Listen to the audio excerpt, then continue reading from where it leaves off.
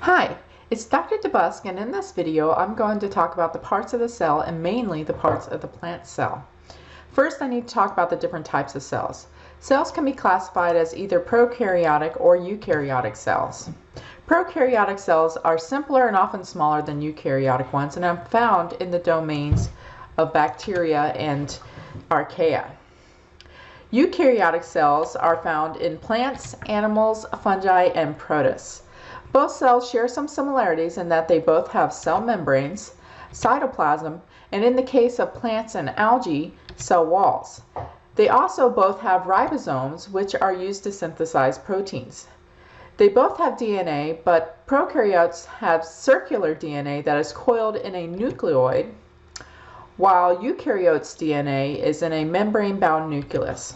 Eukaryotic cells have many organelles that allow them to be more diverse and complex. In this concept map of the plant cell's organelles, I group them into four broad categories of function. First, the cell manufactures substances. We have the nucleus, which is the control center. In other words, it has the information, the blueprints, and it's gene controlled. It's telling other parts of the cell what to do. If we work outward from that, we have the ER, the endoplasmic reticulum. We have both the smooth ER and the rough ER. Now the rough ER is rough because it has little ribosomes on it. So what do the ribosomes do? Those are going to be where we produce proteins. So it's the site of protein synthesis. The rough ER gives us a lattice where we can actually do that, and we can make different constituents of the cell. These parts and chemicals are going to be used throughout the cell. Before we continue with rough ER, the smooth ER is responsible for making lipids. Almost all parts of the cell are going to be made up of lipids, since all the membranes, including the cell membrane and all the membranes around the organelles, are made up of phospholipids. So the smooth ER is super important. Some of the ribosomes flow out in the cell, but most are going to be found right on the rough ER, and they're going to make proteins. Now those proteins will be trapped in transport vesicles and brought to the dictyosomes. From there, they can go to different parts of the cell or outside of the cell. To break down substances, one of the main organelles is the central vacuole. It is used for storage of materials. It also allows plants to regulate their amount of water. Microbodies also break down substances. Peroxisomes detoxify peroxide into water and oxygen, and glyoxysomes convert stored fats into sugars. So let's get to each of those. We'll get to the other organelles in part 2. The nucleus can make up to 50% of the cell in dividing cells, like in these root tip cells. It stores the organism's genetic information and is surrounded by the nuclear envelope. They contain a nucleolus where components of ribosomes are synthesized. The nucleus carries out information retrieval by making copies of specific parts of the DNA by making messenger or mRNA, which moves out of the nucleus through the nuclear pores. The mRNA then moves to the ribosome. The ribosome is made up of two proteins and tRNA. What ribosomes do is translate the message of the messenger RNA to produce protein.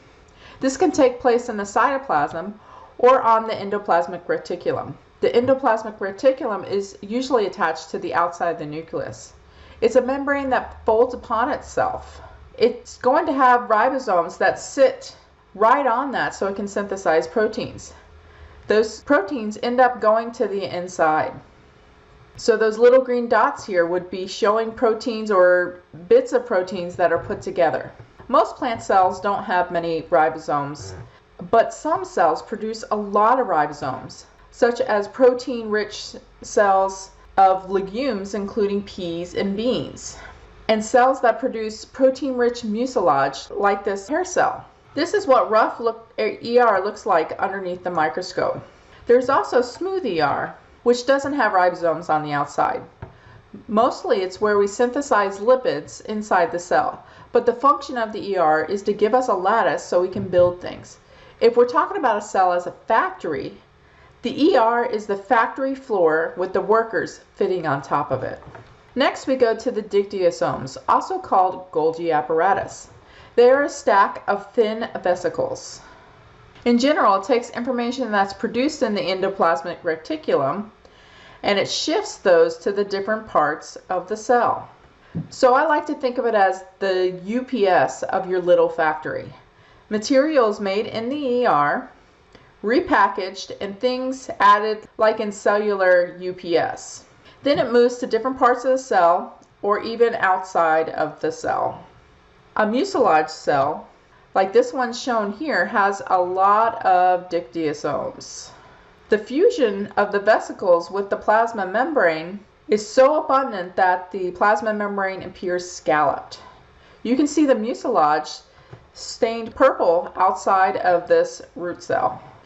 Moving to the central vacuole, it is often the largest part of a mature cell. It consists of a single membrane, or tonoplast, and it stores water, salts, crystals, starch, protein bodies, and other granules. It is critical for cell enlargement compared to animal cells, which are required to build another cell to grow.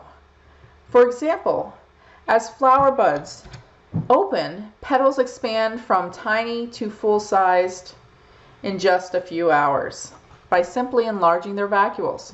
The pigments of these flowers can also be in the vacuole.